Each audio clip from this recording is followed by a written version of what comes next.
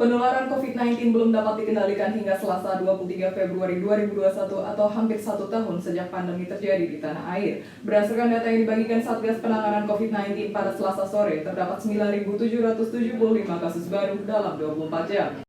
Penularan COVID-19 belum dapat dikendalikan hingga Selasa 23 Februari 2021 atau hampir 1 tahun sejak pandemi terjadi di tanah air.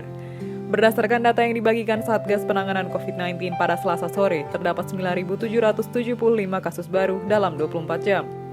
Dengan penambahan itu, maka akumulasi kasus positif COVID-19 menjadi 1.298.608 orang, terhitung sejak pengumuman pasien pertama pada 2 Maret 2020. Informasi ini disampaikan Satuan Tugas Penanganan COVID-19 pada Selasa sore. Data juga bisa diakses publik melalui situs covid19.go.id dan kemkes.go.id dengan pembaruan yang muncul setiap sore. Meski terjadi penambahan kasus baru positif COVID-19, pemerintah juga melaporkan terdapat penambahan pasien sembuh dari COVID-19. Dalam data yang sama, ada penambahan 7.996 pasien COVID-19 yang sembuh dan dianggap tidak lagi memiliki virus corona.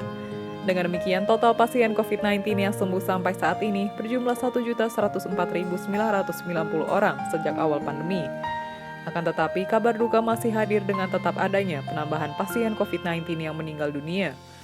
Dalam 24 jam, ada 323 orang yang tutup usia setelah dinyatakan positif virus corona, sehingga angka kematian akibat COVID-19 di Indonesia tercatat sebesar 35.014 orang. Dengan update data tersebut, maka kasus aktif COVID-19 di Indonesia kini ada 158.604 orang. Kasus aktif adalah jumlah pasien positif COVID-19 yang masih menjalani perawatan di rumah sakit atau isolasi mandiri. Selain kasus positif, pemerintah juga mencatat ada 78.616 orang yang kini berstatus suspek. Sebanyak 9.775 kasus baru COVID-19 diketahui setelah pemerintah melakukan pemeriksaan terhadap 65.431 spesimen dalam sehari.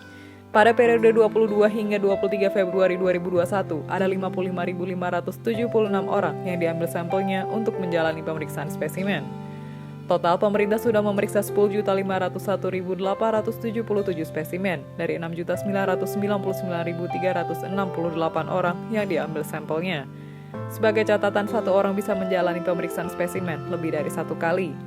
Kasus COVID-19 saat ini sudah tercatat di semua provinsi di Indonesia, dari Aceh hingga Papua.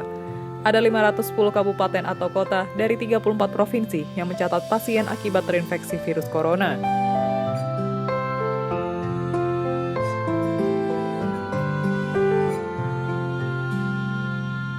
Demikian informasi dari Tribun Jateng Update. Saksikan terus Tribun Jateng Update hanya di channel YouTube Tribun Jateng.